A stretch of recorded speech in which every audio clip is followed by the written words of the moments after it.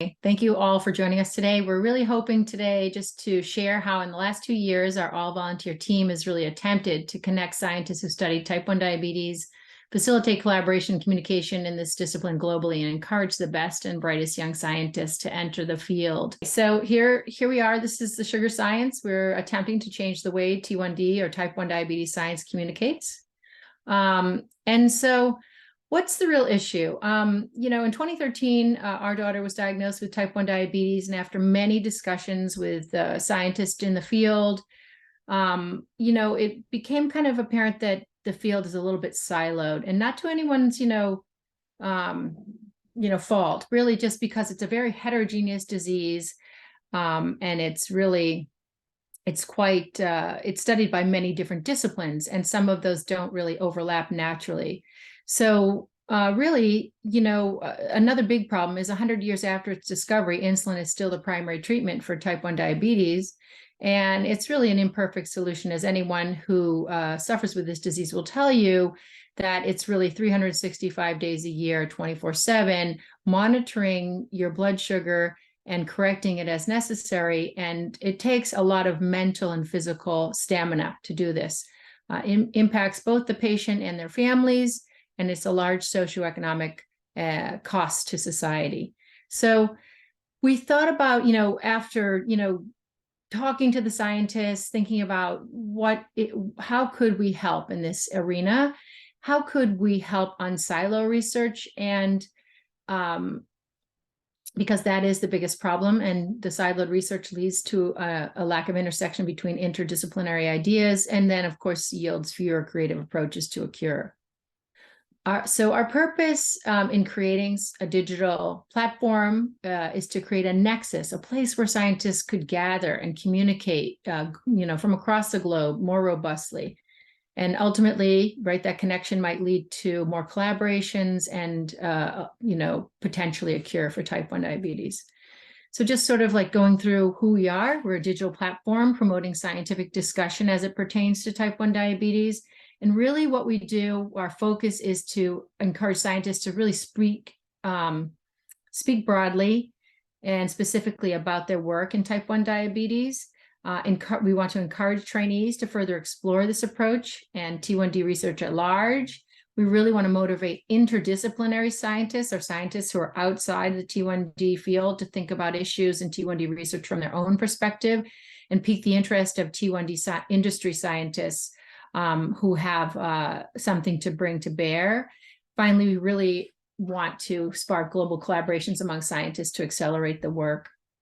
And so what are we doing towards that end? We are trying to give early career support. And the way we're doing this is, originally we started out with pitch competitions. We asked young scientists to pitch their work, and we gave cash prizes, very nominal. And from there, we talked about formulating a larger prize, the D prize, which evolved into the D challenge. We've had 2 of those, and we'll talk more about that in a little bit. But that's asking scientists to dig into published data and come out with novel hypotheses.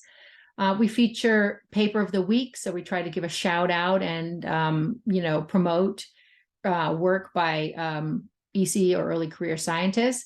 And we expose them to toolkit boot camps, such as the ones the dkNET and others offer. So in terms of promoting our collaborative science, we offer a co-lab network. Members on our site can communicate with others in the T1D field across the globe and get exposed to others and their work across the globe. We offer forums and groups that people can form on the website organically. And we also offer resource tools to them, tools they may not have known about. We match scientists in something we call off the record. It's a private invitation only, and we match scientists across the globe and have them communicate, and it's sort of a first touch or first contact for them.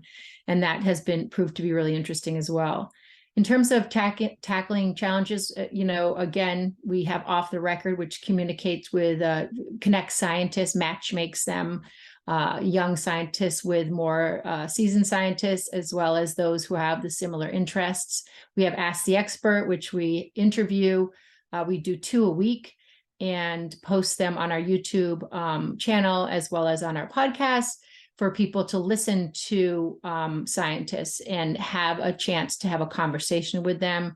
We had 2 very successful consortia, State of the Sciences, where scientists gathered to tackle some of the biggest questions in the field. And we also offer this resources portal.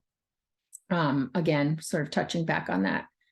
So who makes this possible? Well, our dedicated volunteer interns, we've had 40 of them over the past 2 years. They've been absolutely phenomenal.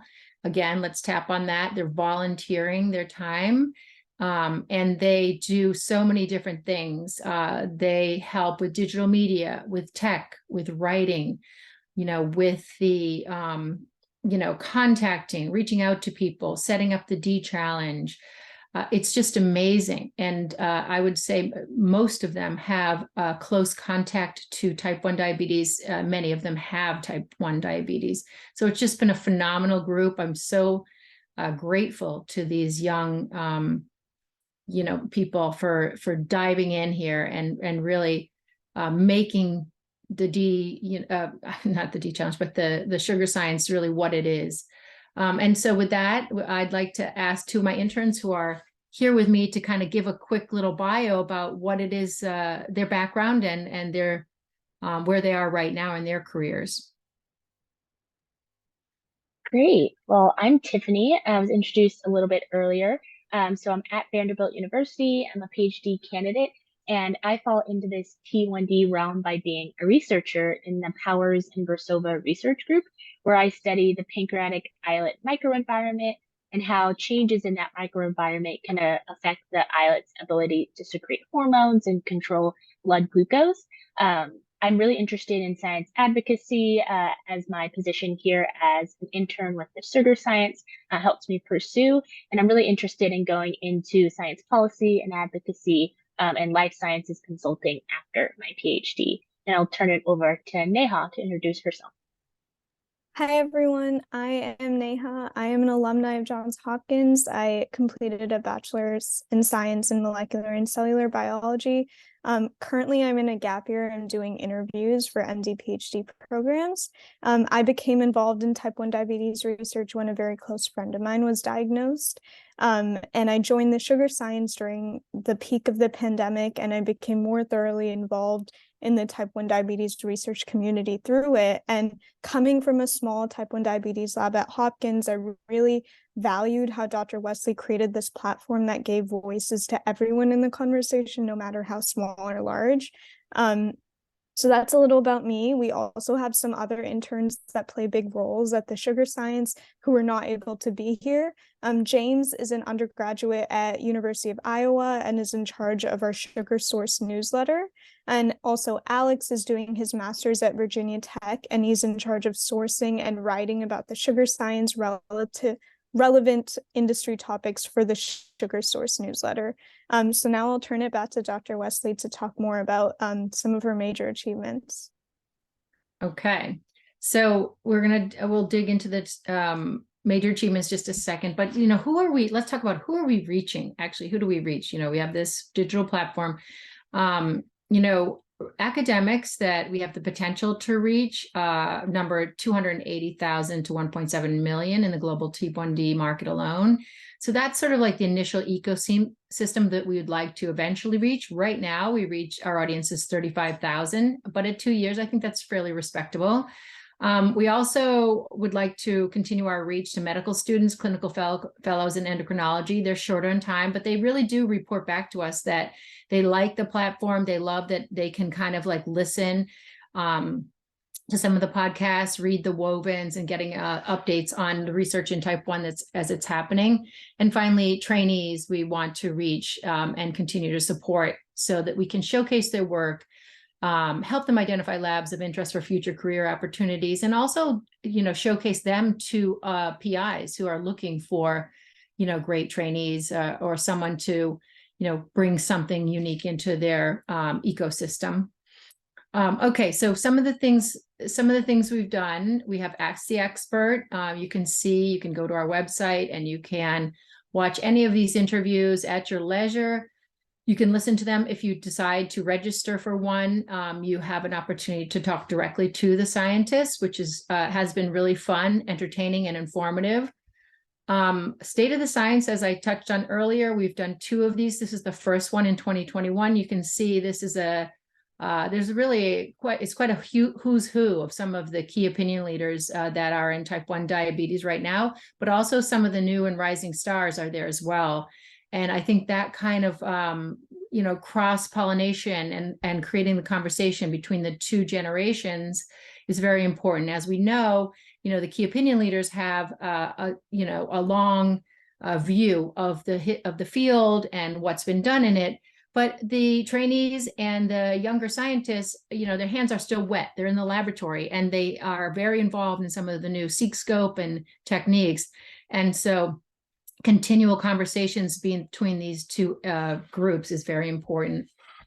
State of the Science 22, we did a little bit differently. We highlighted women in scientists following a very important paper that came out citing the fact that women there was a paucity of women in leadership roles in the type 1 diabetes field. So we kind of just turned it around and had all women in that. And you can see by their faces and names, these were some very, very, very important women and who've made incredible contributions to the field. We also did something called the Science Town Hall, group from Canada Certain, as well as a bunch of pancreatic surgeons reached out to us and asked if we would host this. They really wanted to get the word out that working with the FDA to allow greater access to islet transplant in the US was a really important topic to them. It was highly attended and it was very well received. We had a live journal club. We had Dr. Francine Kaufman just sort of walk through this one journal article. It was really interesting and very well received, again, by the sort of MD, PhD community. They really enjoyed it. And then again, reaching back out to us was Linda D'Amelio and Dr. Moz at Stanford. They were interested in getting the word out through our platform for a call for MD PhD candidates to participate in DiabDocs. It's a funding opportunity, and they are their intent is to encourage MD PhDs to enter the type 1 diabetes field. So just a little word from some of our sponsors, I guess, or people that really promote us or are excited about us. This is Mark Atkinson. He's one of the premier scientists in the field. He founded NPOD. He's at University of Florida, and he's just a wonderful person. And when we first talked to him about this idea of the D challenge, this was his impression that it really was a good idea. Like, let's try to think out of the box. Let's think about new ways of doing things. And he gave us this endorsement. Another endorsement was given by Doug Melton.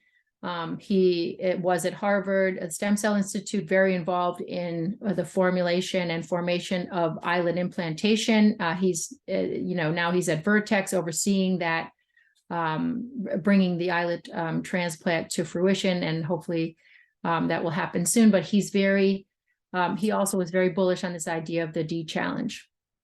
So we went ahead, we did the D challenge. It was very exciting. We opened it up to the globe. We had a 4 teams as finalists, all, young scientists really putting forth their best effort to kind of dig into data, pull out, a novel hypothesis. Again, we did this with dkNET. They were extremely helpful. And the winners, the first place winners earned $20,000. This was the A Lab at La Jolla. Very exciting times for them. And they put a great presentation together. So then we did the second D Challenge 2022 this year, and it is in progress right now. We actually have 4 finalists again, and met with judges this morning to score those.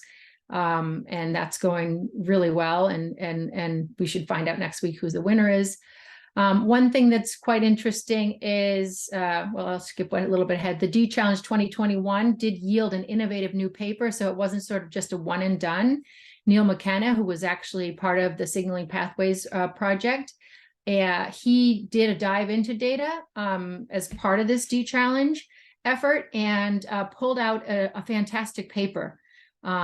He made something called consensome, which showed that genes were up and down regulated in context of type 1 diabetes. And now he has put it forward into the Hero X prize. So he's a finalist. So really kind of exciting outcomes of the D-Challenge 2021. Another outcome of D-Challenge 2021 was the fact that we had a publication come out of it. And you can see here that Tiffany is one of the authors. She can talk a little bit about this. I'm going to let her say a few words. Yes, so as an internal team of T1D researchers at PSS, particularly following the D-Challenge's spur to create new hypotheses, we postulated that there could be potential similarities between human and bacterial GAD, given some findings linking the microbiome and T1D pathogenesis. And so in this current study that's published on PLOS One, we evaluated potential new mechanisms by which bacteria in the gut can induce beta cell GAD65 autoimmunity by looking at sequence homologies between bacterial and human GAD and GAD65 respectively. Overall, we found a multitude of similarities between these two species sequences in terms of their enzymatic regions that function to work on different compounds, and then also similarities in residues with an overlap in human GAD65 T cell epitopes. And so you can go on and see possible implications that we discussed in our PLOS One publication. Currently, it has about 1,000 views, and we're really interested in expanding on this work in the future. Yeah, great. Well said. Yeah, it really, you know, as we saw that sort of this dive into data, some of our team members were doing it. We thought, you know, maybe we ourselves could try it, and we did with great results. So just to showcase that, you know, the D-Challenge was not just an intellectual exercise, but resulted in tangible sort of outcomes and contributions to the knowledge base. Okay, so now I'd like our fabulous interns to do a little bit of a website walkthrough. I'm going to escape and stop sharing for a second and let them start sharing the website and walk through.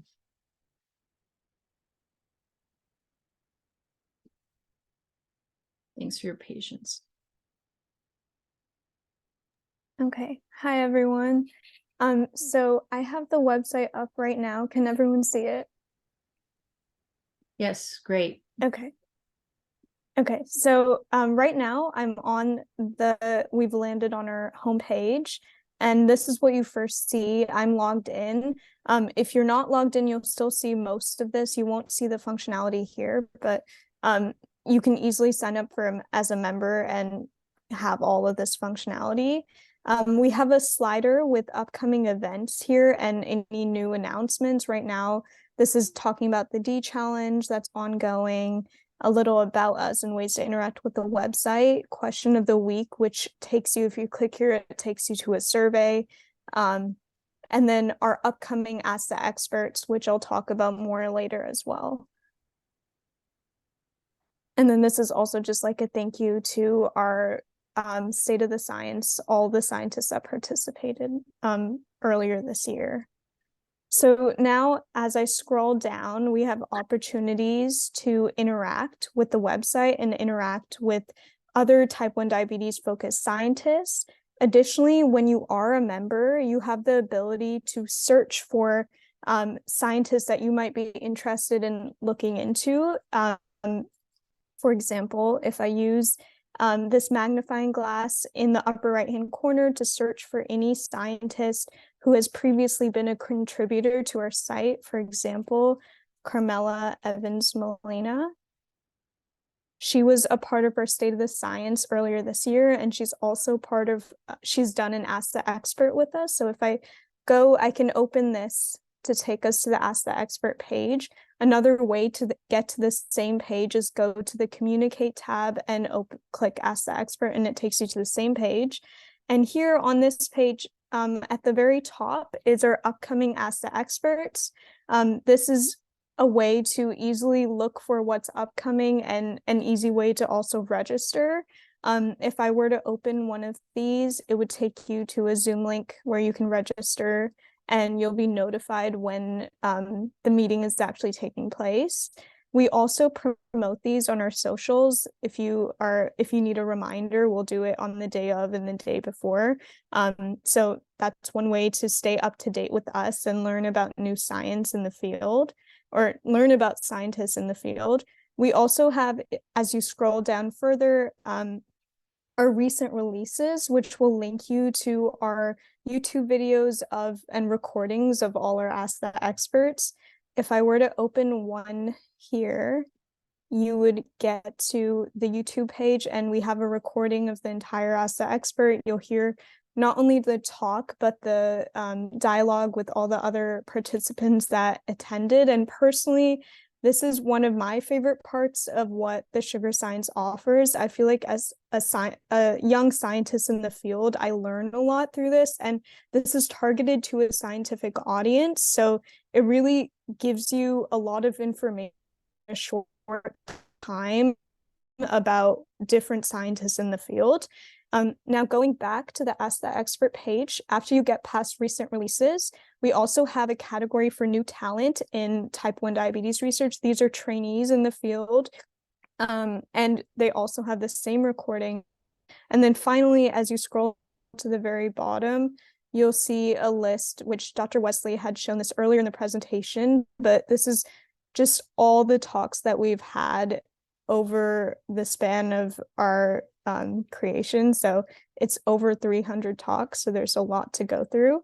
And these all link to our YouTube videos, but there's also a way to listen to these on podcasts. If you go, let me make this page a little larger. So if you go to the commentary and podcast, it's going to open to our Podbeam, and you can watch this on any platform that you watch pod or listen to podcasts on. And it has all of our episodes, and most of the Ask the Experts are in a format that it's very easy for you to listen. You don't need the actual video. There are a few that are probably better suited for video format, but normally, and if that's the case, it's noted down and you can always listen and then watch the video later. So going back, I'm going to go back to the home page, which I can do by just hitting the main logo. And now as I scroll down further past this is like the way you can interact with the website better. As I scroll down further, there's again the question of the week, a way to interact with us and kind of have your voices heard. As scientists, we'll have different surveys every week. And then as you scroll down further, if it loads, okay. There's a little blurb on the left about who we are, what we do. Dr. Wesley had kind of went through this. And then on the right, it's our Twitter feed, and you can see some of our most recent tweets. And also, if you click this, it'll take you directly to our Twitter page. And then finally, as I scroll to the bottom, these are some of our endorsements from big scientists in the field. And then at the very bottom, this is a way to interact with our all our socials. And finally, before I turn it over to Tiffany, I want to show one more page about the D Challenge. So as Dr. Wesley had been talking about it, the D Challenge is basically it's a bioinformatics competition where we want participants to register and develop hypotheses after attending a series of boot camps and essentially develop hypotheses that are data-driven based on published data currently available to us. And right now, there's a lot of information on this page. I'm just going to run through a little. Several tabs some of the tabs I'll point out is we have the details as just an overview of the competition. If you're really interested in it and didn't get a chance to participate this year, we will, if we have enough interest, we will probably likely do this again. So look out for our look out on our socials for that announcement. We also have a bootcamp recordings tab. This was all the boot camps that participants attended, and we made these available to the public. So if you're ever delving into the bioinformatics side, you can watch any of these. These link to our YouTube videos, to our YouTube channel again. And then finally, I'll just go to the partners and resources tab. This was available to our participants and the public that has access to this site. You can understand more of the information about our resources, and there's also a series of tutorials on here for some of them. So that's just to get better accustomed to all the different bioinformatic tools available in the T1D and just general scientific field. So now I will stop sharing and That's turn great. it over. Neha, one Yeah. last thing is that we will have an award ceremony for the winners on December 15th from 9 to 10 a.m. Pacific time. And we will be shouting that out on our social. So if you have any interest Yes. in seeing who won and what they, what their novel hypothesis sort of look like, or the high level title of it, please join us for that event. Yes. I will stop sharing. If it lets me. Okay, Tiffany, go for it. Great. So I'll share my screen.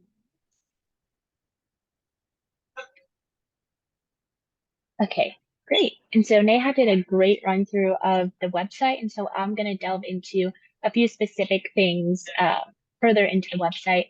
And so first is this State of the Science, which Monica mentioned a little earlier. And it is an interactive conversation about pressing issues in type 1 diabetes research by a panel of type 1 diabetes scientists. And our goal is to foster open science, interaction, and collaboration, which are all hallmarks of the TSF mission. And this past year, State of the Science included a series of women-centric panels that Monica highlighted after a recent paper illustrating the gap in women's leadership in type 1 diabetes research. So going through this page, at the top, you'll see an introduction to this past State of the Science in 2022. And then you'll see a layout of what a State of the Science seminar usually entails, usually an introduction, interfaces with the panel, talking about different pertinent questions, and then really good question answers at the end. Again, who's on these panels? So it's different anchors of different prominent researchers in type 1 diabetes, and then a broad audience ranging from early career trainees to later stage as well. And it generates a lot of great questions and new hypotheses as well, I believe. And then also scrolling down on this same page, you can see the titles of past seminars, who the anchors were, and then also on our YouTube channel, you can click this watch here hyperlink, and you'll get navigated to that specific seminar's YouTube video. So all of these are available on our YouTube, and including other content such as our podcasts, etc., that Neha described. And this one in particular from last year, I really like, exploring non-mouse models for studying type 1 diabetes. And then now I'll go into our wovens offerings that we have. And so these are to inform trainees coming up within type 1 diabetes. And this section, I'll go to the top of this page. This section can be assessed under the commentary tab under wovens topics. And here we have a variety of articles written by our different interns on different topics, such as interdisciplinary angles, environmental factors, etc., and even the microbiome, which our publication goes into a little more. And so these articles are an in-depth survey of topics relevant to type 1 research. We highlight new findings, and we also bridge the gap between disparate discoveries in type 1 diabetes to hopefully spur on new hypotheses for our readers and other individuals in the type 1 diabetes research field. And then lastly, we have an amazing newsletter that goes out every month that's put together in order to highlight new content that's going out within the field, such as cutting edge updates within research, so in the laboratory, and also business updates as well. And you'll again get this monthly if you sign up and become a member as well. We include groundbreaking publications in our paper of the week section. Also, that question of the week pops up here in our newsletter as well. We have other papers of the month and preprints of the month in this newsletter as well. As a type 1 diabetes researcher, I love referencing this newsletter for new and exciting material to discuss within my lab and to inform the studies that I'm doing as well. And then moving down, you can see links to more of our offerings, such as our podcast, which interviews a wide variety of type 1 diabetes scientists and trainees, etc. And then some important business updates that are collated as well, that really meld together the clinical translation of things that are done at the bench and how those can help type 1 diabetes patients later on. And then lastly, within this newsletter, you'll see links to different offerings we have, such as Ask the Expert and State of the Sciences, and then also things outside of our offerings, such as upcoming conferences or other symposia that we think the type 1 diabetes field would be very interested in. And so those are three of some other offerings that we have: the State of the Science, Woven's Topics, and then this amazing newsletter as well. So I'll turn it back over to Dr. Wesley to give a vignette of what's coming up for the sugar science. Great, thank you. Thank you, Tiffany. I really just wanted to talk a little bit about our metrics, where we are with that. You know, as you can see, we have 540 members plus, and we have 23,000 monthly tweet impressions right now, 21,000 total on YouTube, and 16.5 total podcasts and downloads. So if we go to the next one, let's talk a little bit about people who are supporting us and companies that support us. For Partners for State of the Science, we are very happy to have IMSICE, Inspiro, and Prevention Bio supporting us in 2021. They gave us small honorariums and were actively involved in State of the Science. And then for the next one, for D Challenge, we had a plethora of help and support in terms of, you know, getting it off the ground. And you can see here dkNET front and center, as well as the JDRF T1D fund. They've been very helpful in doing what we call a pitch polish for our teams to get them ready for their final presentations to judges. You know, Hearn's been very great supporter of us. They showcase their tools to the team members. The T1D Knowledge Portal out of UC San Diego and MIT The Broad have also been super helpful in terms of, you know, providing access and the knowledge base to the team members, to some who are novices, about how to use their portal. And even, you know, the DRC and the MMPC, Aperture, Signaling Pathways projects and protocols, all very supportive. So really appreciative of all these stakeholders kind of rallying around this idea. And then in terms of like, what's the word on the street about us? You know, you can read it here.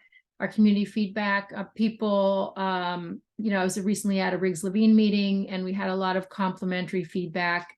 You know, people understand that we're an organic grassroots organization. Again, we're all volunteer. No one is in a paid position.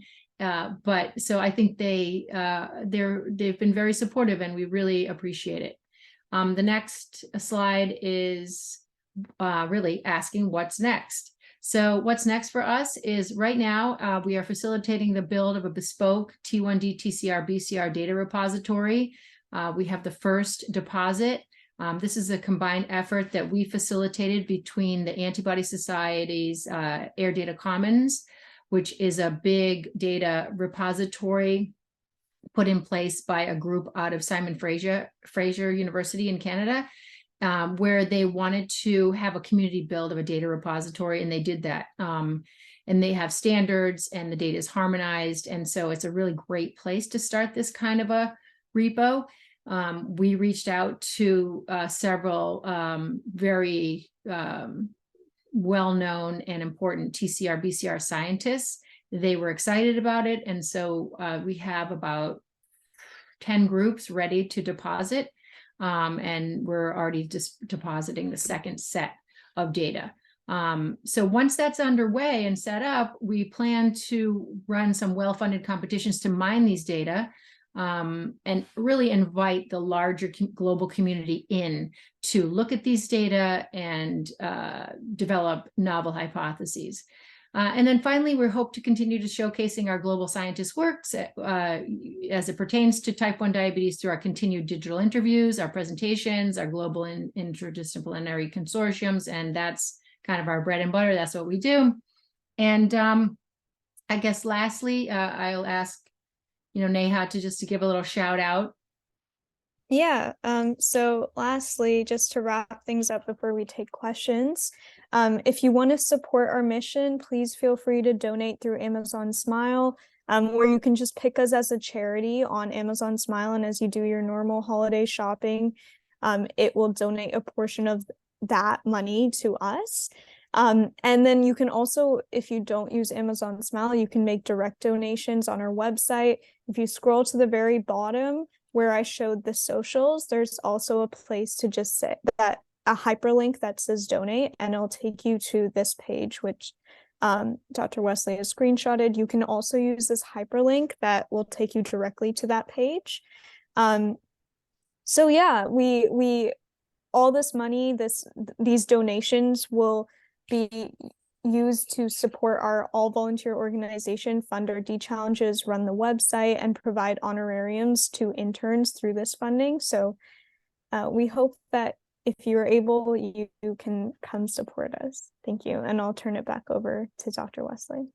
All right. Yeah. So that's us in a nutshell. That's our team. I'm very proud of all they've accomplished and done. Many of them actually started out sort of,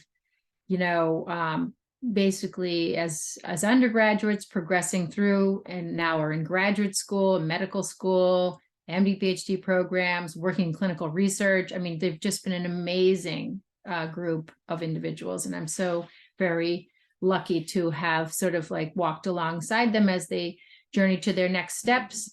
Some of them have been in graduate school and, gone on to defend. Some of them have, really just shown. And I'm so happy again to be part of their journey. And I would also say that, if you have any questions, now's the time. So we'll open it up to questions, Koei, I guess. Okay, yeah, you can add your question in the chat or unmute yourself. Now is our Q&A session. So there's one question from the chat. So for young researchers, do you have any recommendation or suggestion how to start build out the networking or get connect with other research in T1D research field using your platform? Sure. I mean, you can listen to any of our offerings, and if some kind of research piques your interest, reach out directly to that scientist. If they're a member on our site, you can connect with them as a member directly and just sort of ping them. Or, a lot of them give their email address in the context of the presentation. You can follow up with them that way. I would also say, if you have someone in mind, something in mind, you're a young researcher and you have this great idea and you really want to talk to, someone at Vanderbilt, for instance, or a key opinion leader at Indiana, reach out to us and we'll see if we can make it happen. We'll see if we can connect you, maybe in an off-the-record event, sort of a private discussion, or even an email introduction. We're happy to do that. We really, really want to encourage young scientists to enter this field. It is an amazingly diverse field with a lot of room for inquiry and exploration. And with all the new tools, the Seek Scope, the data, there's so much to do. So certainly reach out to us. Sorry, my canine coworker here. And one thing I wanted to add, as a young scientist in the field now, I think personally, for me, I think the Ask the Experts is the easiest way to interact with the scientific community, especially if there's a certain scientist or a certain field of type 1 diabetes that you're specifically interested in. following us on our socials and then looking out for when we send those reminders or registration links about a certain upcoming Ask the Expert and then registering, you have a small, like a really direct way to ask questions and talk to these scientists that are giving the talks. And it also gives you a huge opportunity to learn. And it's quite, I think, as a young scientist that doesn't know a ton about type 1 diabetes or immunology, I feel like I still learn a lot through all these talks. So yeah, I feel like that's a really good first step. Great, good. Okay, thank you. I think that answered the question, the first question. And then there is another question coming from the chat. Let me read. So it's a great resource. Could you share what are the challenges for you when you trying to connect to the research in type 1 diabetes? Tiffany, maybe you take that one since you're in the laboratory right now. Yeah, with some challenges to connect between type 1 diabetes scientists, Dr. Wesley mentioned some siloing of different fields of type 1 diabetes. And so because of the heterogeneity of how we study type 1 diabetes, such as immunology or just basic imaging and high resolution imaging, a lot of those things are separated from each other dependent on what department or university or even country you're at in today's global world. And so the sugar science allows for the congregation of these disparate fields and also different countries to come together on the same webinar or on Twitter or through our other offerings to speak to one another and really exchange different hypotheses and then also develop collaborations outside of the offerings that we have as well.